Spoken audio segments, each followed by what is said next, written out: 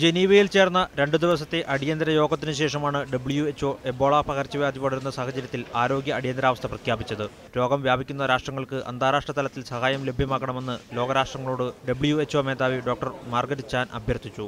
ലോകത്ത് ഇതുവരെ 1700-ലേറെ പേർക്ക് രോഗം ബാധിക്കുകയും ഇതിൽ 932 പേർ മരിച്ചതുമായാണ് ലോകാരോഗ്യ സംഘടനയുടെ കണക്ക്. പടിഞ്ഞാറൻ ആഫ്രിക്കയിലാണ് കൂടുതൽ ആളുകൾ മരിച്ചത്. രോഗം വ്യാപിക്കുന്ന ഗിനി, ലൈബീരിയ, നൈജീരിയ തുടങ്ങിയ രാജ്യങ്ങളിൽ അടിയന്തരാവസ്ഥ പ്രഖ്യാപിക്കണമെന്ന് ലോകാരോഗ്യ സംഘടന നിർദ്ദേശം നൽകി. എന്നാൽ ഇന്ത്യയിൽ എബോള ബാധിതരില്ലെന്ന് കേന്ദ്ര ആരോഗ്യമന്ത്രി ഹർഷവർദ്ധൻ പറഞ്ഞു. മുൻകരുതൽ നടപടികൾ സ്വീകരിച്ചു വരികയാണ്. രോഗം വ്യാപകമായ രാഷ്ട്രങ്ങളിൽ ഇന്ത്യക്കാർ നിരവധിയുണ്ടെന്നും ഹർഷവർദ്ധൻ കൂട്ടിച്ചേർത്തു.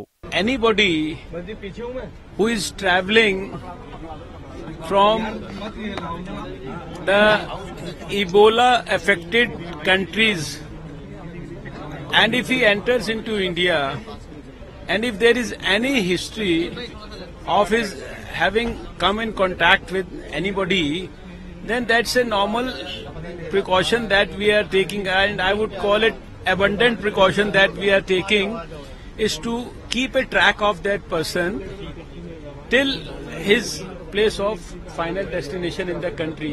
എബോള പകർച്ചവ്യാധി അന്താരാഷ്ട്ര ഗതാഗതത്തിനും വാണിജ്യ രംഗത്തും ഏതുതരത്തിൽ ബാധിക്കുമെന്ന ആശങ്കയിലാണ് മിക്ക രാജ്യങ്ങളും. News desk, media 1.